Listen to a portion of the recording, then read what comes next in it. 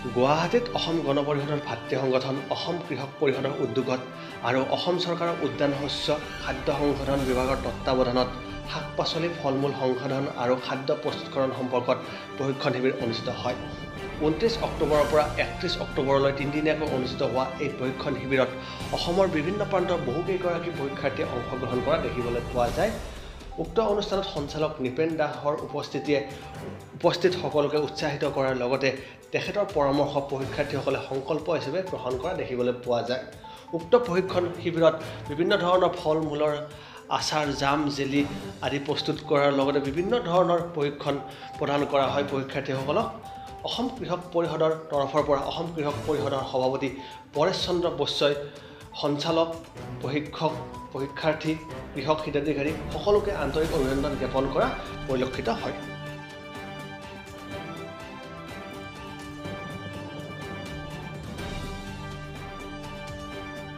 মাননীয় মুখ্যমন্ত্ৰী, কৰ্মদক্ষ মুখ্যমন্ত্ৰী ডক্টৰ হিমন্ত বিশ্ব শৰ্মা ডাঙৰীয়াৰ প্ৰতি সভাতে আহ্বান জনাই আহিছে যে এখন আত্মনিৰ্ভৰশীল অসম আমি গঢ়াৰ সংকল্প গ্ৰহণ কৰিব লাগে। মুখ্যমন্ত্ৰীৰ সপোন বাস্তৱ ৰূপায়ণ কৰাৰ অৰ্থে অসম গণ পৰিষদৰ ভাতৃ সংগঠন অসম কৃষক পৰিষদে অসম গণ পৰিষদৰ সন্মানীয় সভাপতি তথা মন্ত্ৰী অতুল বৰা ডাঙৰীয়াৰ মাৰ্গদৰ্শনত অসম চৰকাৰৰ উদ্যান শস্য আৰু খাদ্য সংশোধন বিভাগৰ তত্ত্বাৱধানত 105 গৰাকী কৃষক হিতাধিকাৰীক আমি প্ৰশিক্ষণ দিয়াৰ ব্যৱস্থা কৰিছোঁ। ইয়াত বিশেষভাৱে ফল-মূল, শাক পাচলিৰ সংশোধন কেনেকৈ কৰিব লাগে, সংৰক্ষণ কৰিব কেনেকৈ লাগে, ইয়াৰ মূল্য কেনেকৈ বৃদ্ধি কৰিব লাগে, ইয়াৰ উপৰিও যাতে এখন উচিত বজাৰ পোৱা যায়। প্ৰশিক্ষণত প্ৰশিক্ষকসকলে সুন্দৰকৈ বুজাই দিছে, আমাৰ প্ৰশিক্ষাৰ্থীসকলেও সুন্দৰকৈ বুজিছে। প্ৰতিজন প্ৰশিক্ষাৰ্থীয়ে আশা প্ৰকাশ কৰিছে যে নিজৰ নিজৰ স্থানত ইয়াৰ পৰা প্ৰশিক্ষণ গ্ৰহণ কৰি তেখেতসকলে উদ্যোগ স্থাপন কৰিব। অতি কমেও 20জনকৈ উদ্যোগিক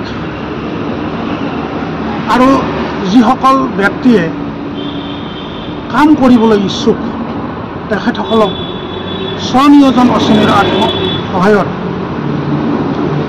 সুবিধা কৰি দিয়াৰ চিন্তা কৰিছে। আমি অসম গণ পৰিষদৰ ভাতৃ সংগঠন হিচাপে অসম কৃষক পৰিষদৰ তৰফৰ পৰাও সমূহ প্ৰশিক্ষাৰ্থীলৈ আন্তৰিক শুভেচ্ছা অভিনন্দন জ্ঞাপন কৰিছোঁ।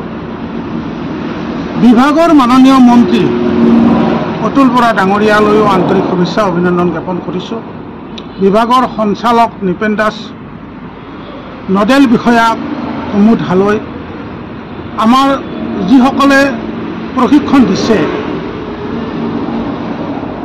তেখেতসকললৈও আমি আন্তৰিক শুভেচ্ছা অভিনন্দন জ্ঞাপন কৰিছোঁ। আশা ৰাখিছোঁ আমাৰ যিটো সপোন, এই সপোন যাতে আমি বাস্তৱত ৰূপায়িত কৰিব পাৰোঁ। আমি যাতে উদ্যোগ গঢ়ি স্বনিয়োজনৰ আঁচনিৰ সহায়ত আমি কৰ্মসংস্থাপন দিব পাৰোঁ। আত্মনিৰ্ভৰশীল অসমৰ গঢ়াৰ ক্ষেত্ৰত এটা পদক্ষেপ আমি এটা খোজ দিব পাৰোঁ, পদক্ষেপ হিচাপে এটা খোজ দিব পাৰোঁ, তাৰ কাৰণে চিন্তা কৰিছোঁ। পুনৰবাৰ প্ৰশিক্ষাৰ্থীসকলক আন্তৰিক অভিনন্দন জ্ঞাপন কৰিলোঁ। আশা ৰাখিলোঁ উদ্যোগ গঢ়ক, আমাৰ শিক্ষিত যুৱক যুৱতীসকলক স্বনিয়োজনৰ ৰাস্তাৰে তেওঁলোকক কৰ্মসংস্থাপন দিয়ক, আত্মনিৰ্ভৰশীল অসম হোক, মুখ্যমন্ত্ৰীৰ সপোন পূৰণ হ'ব। উপস্থিত কাৰ্যক্ৰম পোৱা গৈছে কি শিকাইছে বিশেষকৈ আজি আমি প্ৰধানকৈ মহিলা সবলীকৰণৰ ক্ষেত্ৰত যিহেতু অসম চৰকাৰে যথেষ্ট গুৰুত্ব দিছে তাৰে অধীনত আপোনাৰ অসম চৰকাৰৰ কৃষি বিভাগৰ উদ্যান শস্য সঞ্চালকালয় আৰু অসম গণ পৰিষদ ভাতৃ সংগঠন অসম কৃষক পৰিষদৰ যিটো তত্বাৱধানত কৰা হৈছে আৰু উদ্যোগত দুয়োটাৰে আমি প্ৰধানকৈ জাম জেলি আৰু চৰ্বত আমাৰ বিশেষকৈ থলুৱা যিবিলাক ফল মূলৰ সংৰক্ষণ আমি কৰি মূল্য সংযোজিত সামগ্ৰী কেনেকৈ বজাৰত উলিয়াই মহিলাসকল আগবাঢ়ি যাব পাৰে তাৰ কাৰণে যথেষ্ট চেষ্টা কৰা হৈছে সেইখিনি আমি আগবঢ়াই নিবৰ কাৰণে তেওঁলোকক চেষ্টা কৰিছোঁ। নমস্কাৰ, মোৰ নাম শ্ৰী দীপালী তচাৰাভা। মোৰ ঘৰ আমচৰি বেলতলা, নগাঁও ডিষ্ট্ৰিক্টৰ হয় মই। আজি এই প্ৰশিক্ষণটোত আহি খুবেই ভাল লাগিছে আৰু যিসকলে আমাক এই প্ৰশিক্ষণটোলৈ অহাত সহায় কৰিছে সকলোকে ধন্যবাদ দিছোঁ। আৰু এই প্ৰশিক্ষণটোত আমি আজি চৰ্বত বনোৱা জাম জেলি এইকেইটা শিকিবলৈ লৈছোঁ, বৰ্তমান শিকি আছোঁ। আৰু কিমান ফলপ্ৰসূ হৈছে কিমান শিকিব পাৰিছে আৰু এইখিনি শিকি গৈ আমি নিজে ঘৰত গৈ পেলাই কৰিম বুলি ভাবিছোঁ সেইখিনি। আৰু আমি ইয়াৰ যোগেদি আমাৰ যিসকল গাঁৱৰ দৰিদ্ৰ মহিলা আছে তেওঁলোকক যাতে আগুৱাই লৈ যাব পাৰোঁ সেইখিনিয়ে ক'লোঁ। আমি জেচিনা হওক, মই আঞ্চলিক আঞ্চলিক পঞ্চায়তৰ সদস্য হওক।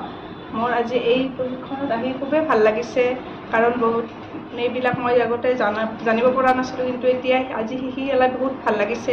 আৰু মোক ইয়াক যিসকলে মোক ইয়াত আগবঢ়াই লৈ আহিছে তেওঁলোকক মোৰ ফালৰ পৰা ধন্যবাদ জ্ঞাপন কৰিছোঁ। আৰু মই যাতে ভৱিষ্যত এনেদৰে আগবাঢ়ি যাব পাৰোঁ সকলোৱে দোৱা কৰিব। আৰু মই যাতে মোৰ গাঁৱৰ দৰিদ্ৰ মহিলাখিনি গোটেইখিনিকে মই যাই তেওঁলোককো যাতে আগবঢ়াই আনিব পাৰোঁ ইয়ালৈ আৰু মই ভালদৰে তেওঁলোকক শিকাব পাৰোঁ। আৰু ইয়াত আহি মোৰ বহুতখিনি শিকিলোঁ, ভালেই লাগিছে আৰু শিকিম বুলি আশা কৰিছোঁ। ক'ৰ পৰা আহিছে? মই হাজো দলেদলাৰ পৰা আহিছোঁ আৰু আহি পেলাই ভালেই লাগিছে। আজি কি শিকিলে বিশেষকৈ? আজি জাম জেলিৰ চৰবত বনোৱা, জুচ বনোৱা আৰু বৰ্তমান শিকি আছোঁ। চাওক কিমানখিনি আগবাঢ়িব পাৰোঁ।